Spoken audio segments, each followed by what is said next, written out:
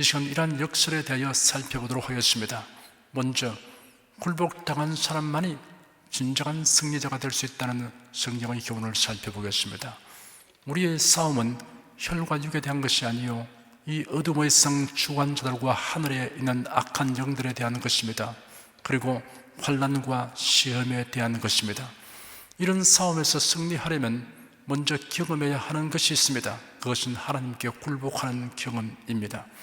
우리가 얻게 되는 승리는 하나님께 굴복하는 체험의 깊이에 비례합니다. 이러한 진리를 설명하는 데 도움이 되는 인물들 중에 이스라엘 민족의 조상 야곱이 있습니다. 야곱의 아버지는 이삭이고 어머니는 리브가입니다. 리브가는 쌍둥이를 잉태하였습니다. 해산 기한이 차서 출산할 때 먼저 나온 아기는 살결이 붉고 온몸에 털이 있었습니다.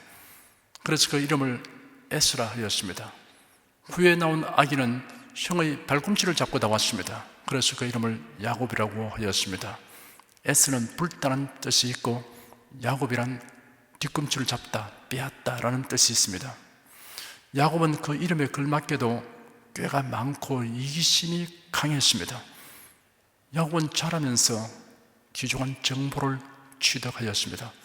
그것은 그의 조부 아브라함이 하나님의 선택을 받았다는 것과 거기에 따르는 복된 언약에 관한 것이었습니다.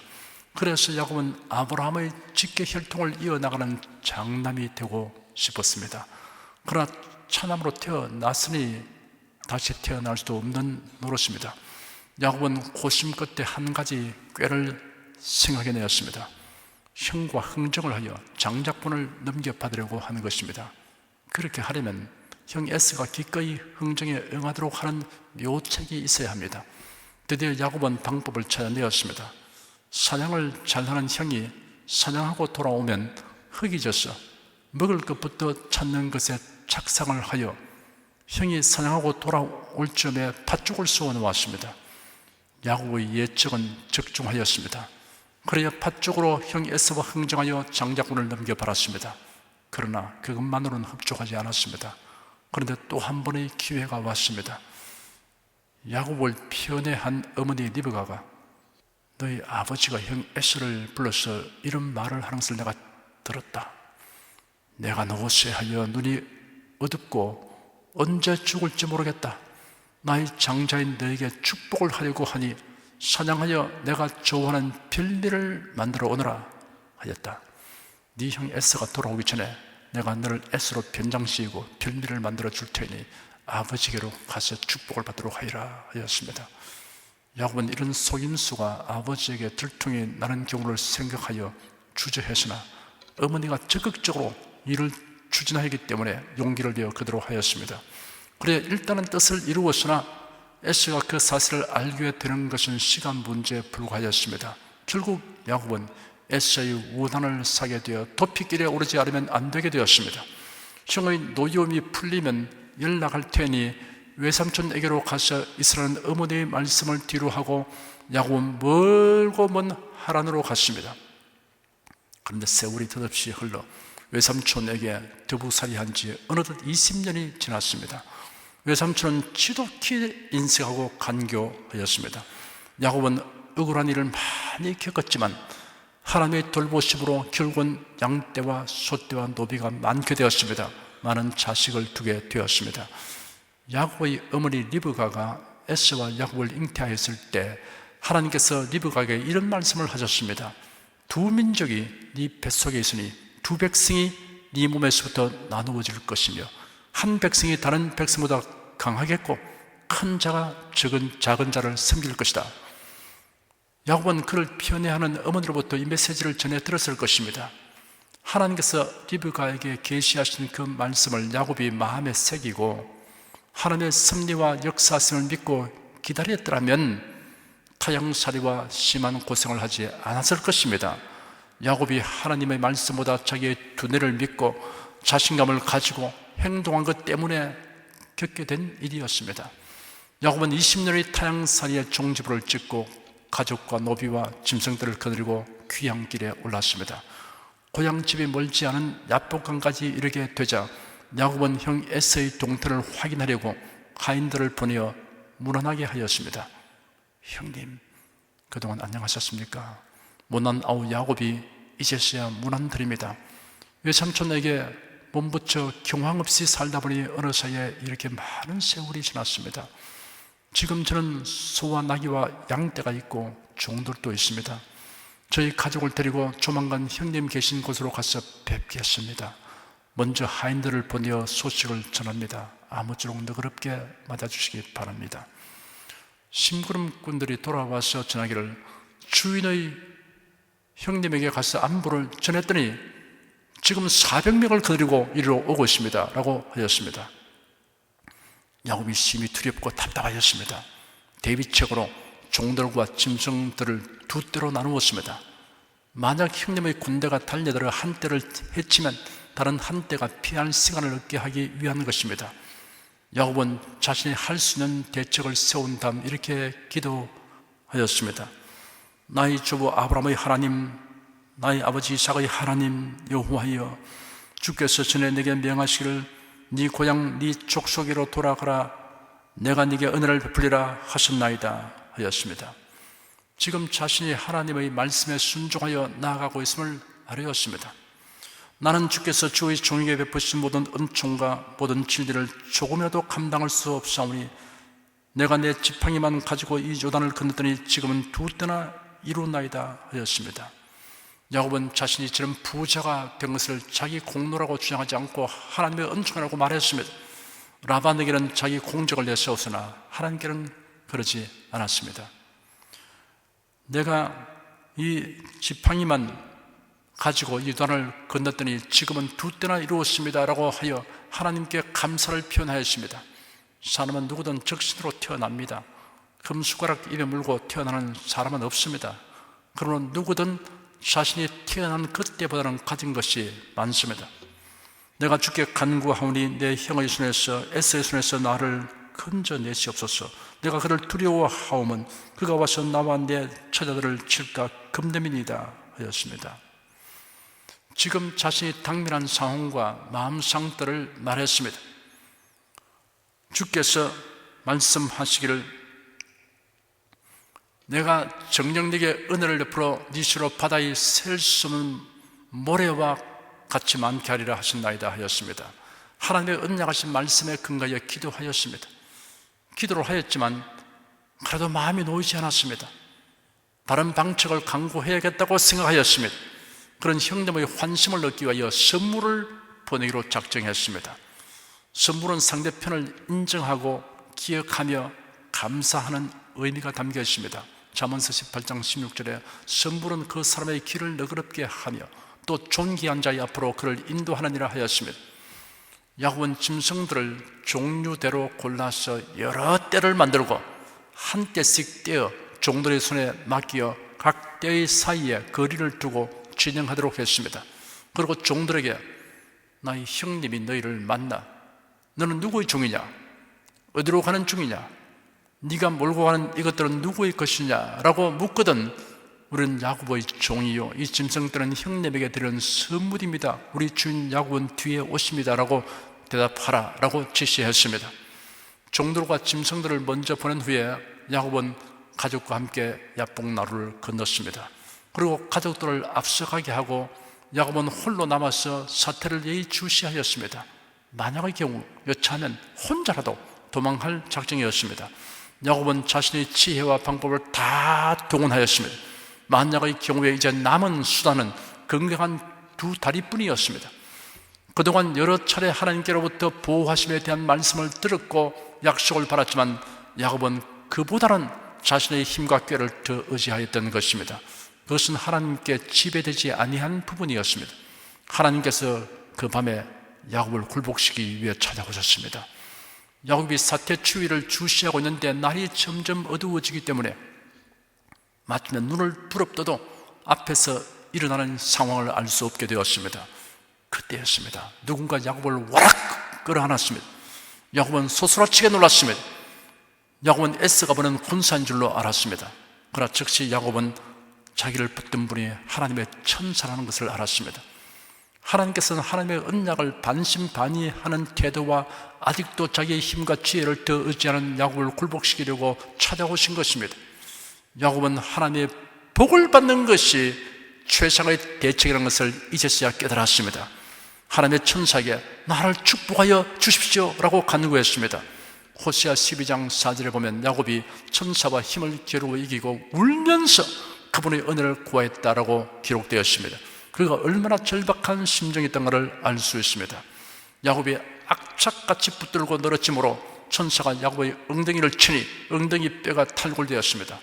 몹시 아팠을 것입니다. 그러나 아픈 것은 뒷전이고 어찌하든 축복을 받아야 한다는 일념으로 천사를 계속 붙들고 씨름하였습니다. 천사가 말하기를 둥이터니 나를 보내라 하니 야곱이 저를 축복하지 않으면 보내주지 않겠습니다 라고 말했습니다. 천사가 야곱에게 묻기를 네 이름이 무엇이냐 하니 야곱입니다 라고 대답했습니다. 천사가 말하기를 네 이름을 더 이상 야곱이라 부르지 않고 이스라엘이라고 부를 것이니 네가 하나님과 사람으로 더불어 겨루어 이겼기 때문이다 하였습니다.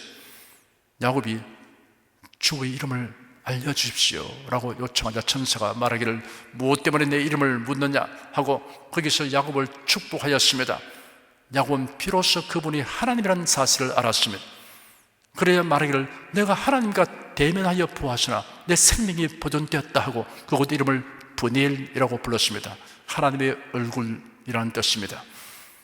네가 하나님과 사람으로 더불어 겨루어 이겼다라는 말씀은 반어적 표현이라고 해석해야 할 것입니다. 뜻을 강조하기 위하여 표현하려는 뜻과는 반대되는 말을 하는 말을 반어라고 합니다. 하나님과 겨루어 이길 자는 천하에 어디에도 없습니다. 네가 이제야 비로소 하나님께 굴복하였다 하는 의미가 그 가운데 있습니다. 야곱은 그의 두 다리를 최고의 방책으로 삼고 야복나루에 홀로 남아 있었던 것입니다. 그런데 천사가 야곱의 엉덩이 뼈를 쳐서 탈골되었기 때문에 절뚝거리게 되었습니다. 야곱이 마지막 의지했던 방책이 무용지물이 되고 말았습니다. 그가 하나님과 겨루어 이긴 것이 아니라 완전히 패배한 것입니다. 철저히 하나님께 굴복하게 된 것입니다. 그래야 야곱은 자신이 하나님의 복을 받지 않고는 그의 힘이나 지혜가 아무짝에도 쓸모없다는 것을 철저히 깨닫게 되었습니다. 야곱을 가리켜 지렁이 같은 야곱이라고 불렀습니다. 그러나 이러한 칭호는 하나님께 철저히 굴복하고 항복한 사람에게 주어지는 명예로운 칭호이며 위대한 승리가 따르게 되는 이름이었습니다. 지렁이는 전 세계에 약 2700여 종이 있습니다. 작은 것은 2mm에서 5mm, 큰 것은 2m에서 3m입니다. 지렁이가 크든 작든 공통적인 것은 두부가 심히 빈약합니다. 이빨이 없고 눈이 없고 귀가 없습니다. 두꺼운 가죽이 없고 뼈가 없고 뿔이 없습니다. 손도 없고 발도 없습니다. 자신의 힘과 지혜에 의존하던 야곱이 야복나루에서 큰 위기를 만나고 엉덩이 뼈가 골절됨으로 지렁이같이 가장 약하고 비천한 상태가 되었습니다. 그런데 지렁이 같은 너 야곱이란 호칭 다음에 이스라엘 사람이라고 했습니다. 야곱이 지렁이같이 되자 이스라엘이라는 이름을 얻게 되었습니다. 야곱이 지렁이같이 되어도 하나님께로부터 이스라엘이라고 불리게 되면 두려워할 것이 없습니다. 지렁이 같은 너 야곱아, 너 이스라엘 사람들아, 두려워 말라. 나 여호와가 말하노니 내가 너를 도울 것이라. 네 구속자는 이스라엘의 거룩한 자니라 하였습니다. 그리고 말씀하시기를 보라, 내가 너로 이가 날카로운 새 타작 기계를 삼으리니 네가 산들을 쳐서 부스러기를 만들 것이며 작은 산들로 켜갖게 할 것이라. 네가 그것을 까부른 적 바람이 그것을 날리겠고 회리 바람이 그것을 흩어버릴 것이로되 너는 여호와로 인하여 즐거워하였고 이스라엘의 거룩한 자로 인하여 자랑하리라 하였습니다. 무력하고 무능한 지렁이가 유력하고 유능하게 됩니다. 이가 날카로운 새 타작 기계처럼 됩니다. 산들을 쳐서 부스러기와 작은 기와께 한다고 하였습니다. 여기서 산은 대적을 의미하고 또한 어렵고 힘든 문제를 의미합니다. 곡식을 값으로 고르는 키와 하게 된다고 하였습니다. 대적이나 문제를 날려보내게 된다는 것입니다.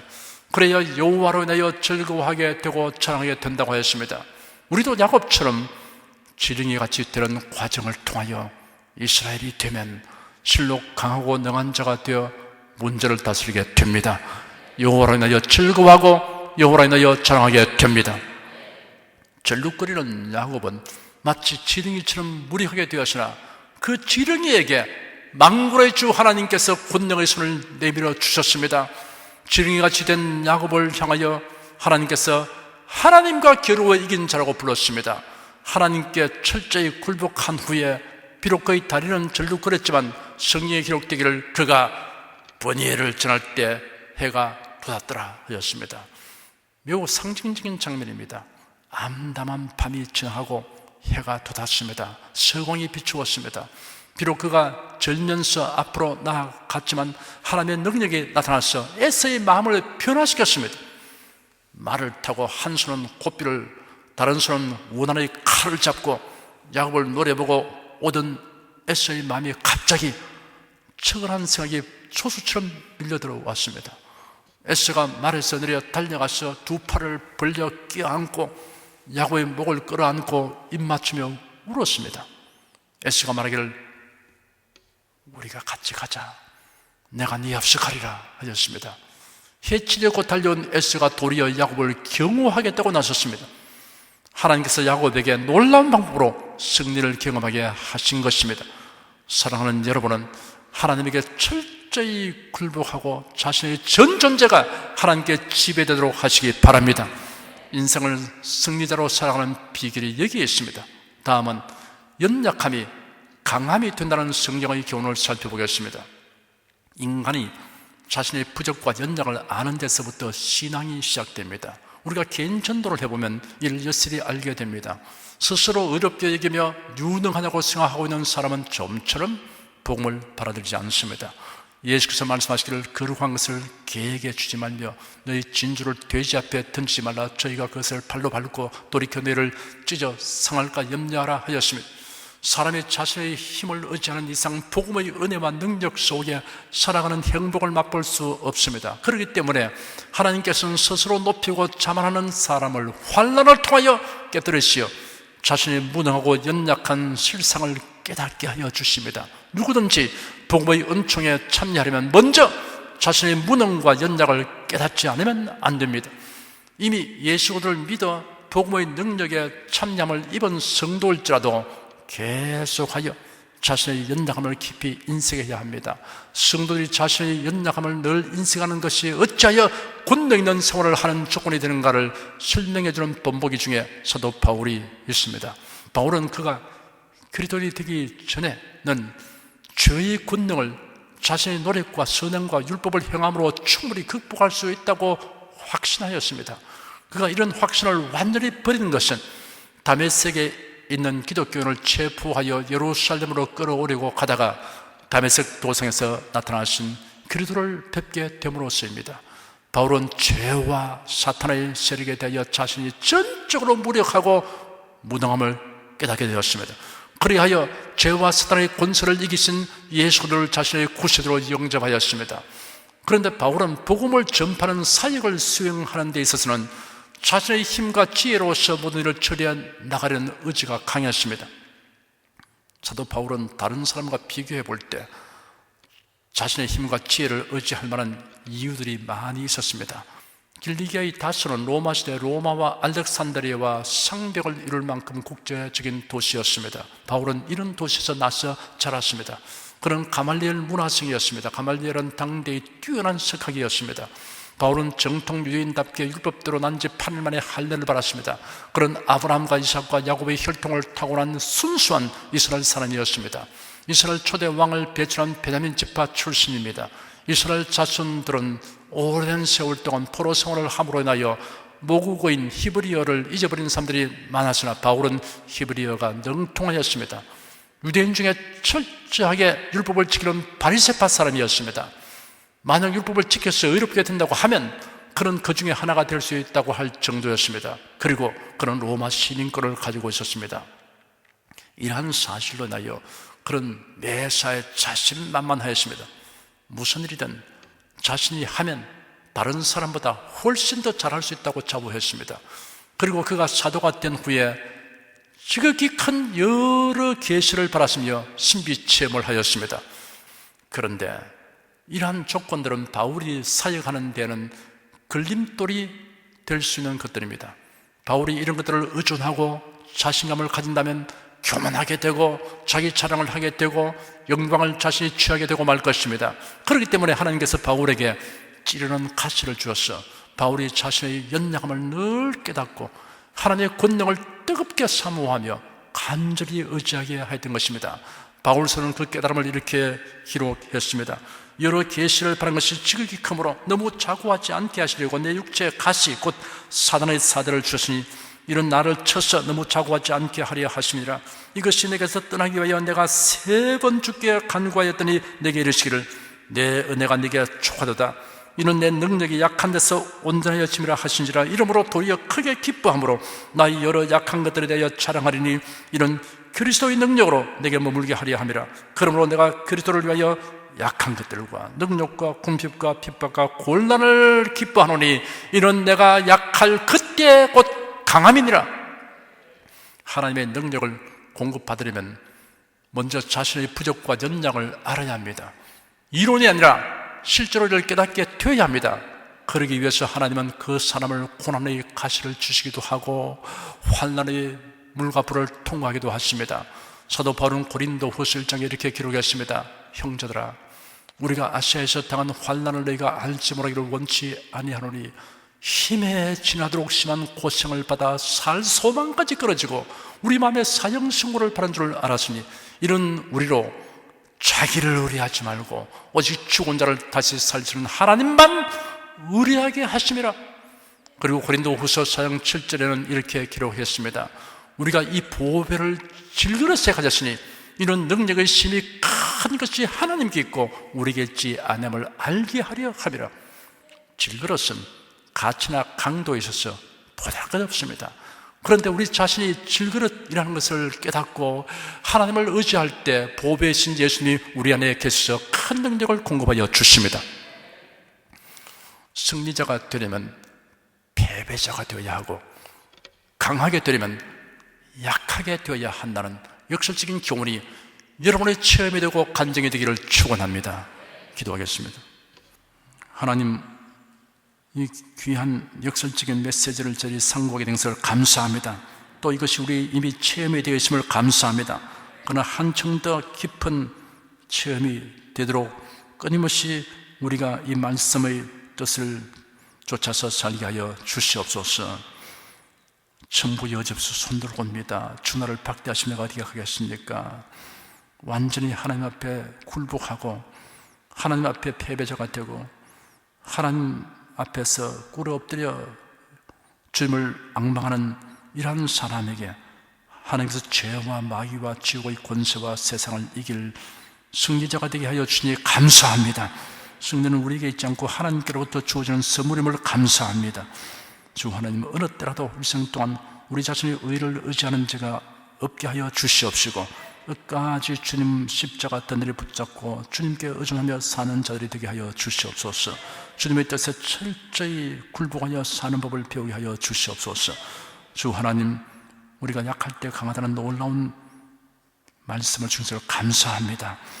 주님의 권능에 의지하지 않으면 한시도 우리가 아무것도 할 수 없고 숨도 쉴 수 없을 정도가 되었다는 것을 알게 도와주셔서 끊임없이 주님의 권능에 손을 내밀어 그 주님의 손을 붙들고서 한 걸음씩 걸어가는 인생이 되게 하여 주시옵소서.